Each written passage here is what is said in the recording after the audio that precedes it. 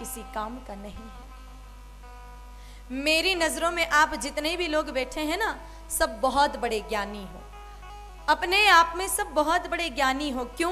क्योंकि सब ज्ञान अपने जेब में लेकर के घूम रहे हो। सबके जेब में मोबाइल है। दुनिया के किसी भी चीज का आपको ज्ञान चाहिए, आप सिर्फ अपने मोबाइल पर लिख लीजिए, सारा ज्ञान आपके उस मोबाइल की स्क्रीन पर आ जाएगा। तो बोलो, हुए कि नहीं हुए आप ज्ञानी? सब बहुत बड़े ज्ञानी हो, इसमें कोई संदेह नहीं है। लेकिन उस ज्ञान का उपयोग कहाँ करें? मेरे भाई बहनों, ये विवेक जब तक नहीं आएगा तब तक वो ज्ञान किसी काम का नहीं है। इसलिए ज्ञान के साथ साथ विवेक होना बहुत आवश्यक है। और ज्ञान की बात करें मेरे भाई बहनों, तो ज्ञान आपको मोबाइल से मिल जाएगा, आपको किताबों से मिल जाएगा, लेकिन विवेक न आपको मोबाइल पर मिलेगा। विवेक मेरे भाई बहनों न आपको किसी पुस्तक में मिलेगा। विवेक का सिर्फ एक साधन तुलसीदास जी महाराज ने बताया है, सत्संग। बिनो सत्संग विवेक ना होई। जब तक सत्संग नहीं सुनोगे तब तक विवेक जागृत होने वाला नहीं है। लेकिन सत्संग कब मिलेगा? राम कृपा बिन सुलभ न सोई। आगे शर्त भी रखी है कि जब तक राम जी की कृपा ना होगी तब तक मेरे भाई बहनों वो सत्संग भी मिलने वाला नहीं है। आप जितने भी सज्जन भाई बहन यहाँ पर आज प्रथम दिन की कथा में उपस्थित हुए हैं, आप अपने आप को परम सौभाग्यशाली मानिएगा। सिर्फ सौभाग्यशाली नहीं, परम सौभाग्यशाली। क्योंकि जैसे जैसे दिन आगे बढ़ेंगे निश्चित है कि कथा में लोगों की संख्या बढ़ती जाएगी, लेकिन प्रथम दिन की कथा और अंतिम दिन की कथा परम सौभाग्यशाली लोगों को प्राप्त होती है। तो हम तो परम सौभाग्यशाली हैं जो आज पहले ही दिन राम जी की कृपा हम पर हुई है। याद रखिएगा, राम जी की कृपा जब तक नहीं है इस पांडाल में कोई प्रवेश नहीं कर सकता है। एक बात बताइए, जितने भी लोग यहाँ पर बैठे हैं, आप सब लोग कहीं ना कहीं यात्रा करने जरूर जाते होंगे। जब भी यात्रा करने जाते हो किसी न किसी साधन का सहारा तो लेना पड़ेगा। चाहे बस में जाओगे, अधिक दूरी हो तो रेल में जाओगे, और बहुत अधिक दूरी हो तो वायुयान में जाओगे। लेकिन जिस भी साधन का सहारा आप लेंगे ना, उसके लिए टिकट चाहिएगी। आप बस से जाएंगे तो भी आपको टिकट चाहिएगा, बिना टिकट के आप यात्रा नहीं कर पाएंगे।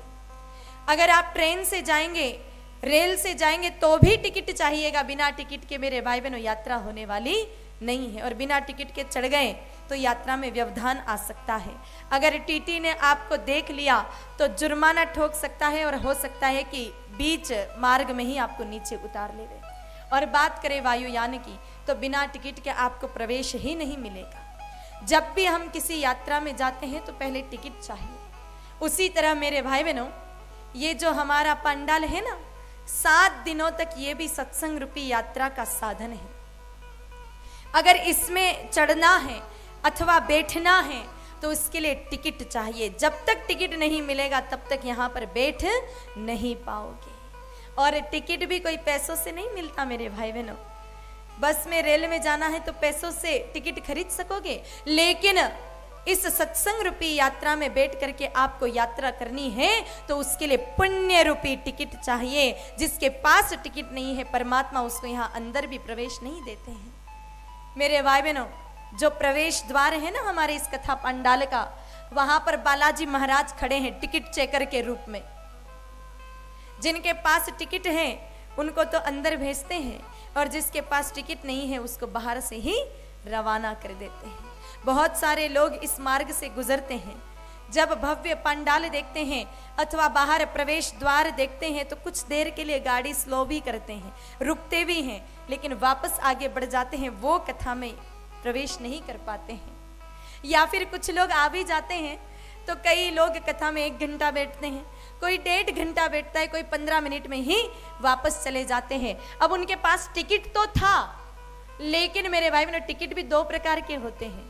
एक बार तो कभी कभी कंफर्म हो जाता है टिकट, और कभी कभी कंफर्म नहीं होता है तो वेटिंग लिस्ट में नाम आ जाता है, टिकट कंफर्म नहीं हो पाता है। तो जिन जिन लोगों का टिकट कंफर्म है वो तो पूरी कथा सुनेंगे 3 घंटे की, और जिनके पास टिकट नहीं है समझ लेना उनका नाम अभी वेटिंग लिस्ट में चढ़ा हुआ है, अभी उनका टिकट कंफर्म नहीं हुआ है।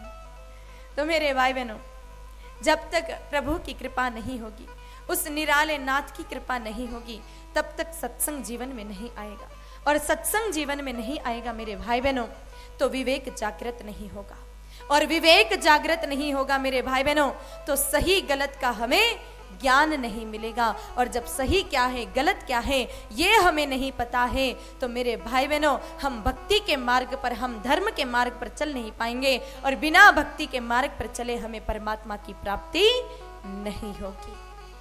इसलिए अपने आप को परम सौभाग्यशाली समझें कि ठाकुर ने हम पर कृपा की। जो पहले दिन की कथा हम श्रवण कर पा रहे हैं मेरे भाई बहनों, यह सत्संग इतना अद्भुत है कि एक क्षण का सत्संग अगर कोई जीव श्रवण कर ले और उसको हृदयस्थ कर ले, तो वो एक क्षण का सत्संग, वो एक पल का सत्संग उसके जीवन की सारी धारा को ही मोड़ कर रख देता है। एक क्षण का सत्संग मेरे भाई बहनों जीव को शिव से मिला सकता है, इतनी ताकत होती है सत्संग में।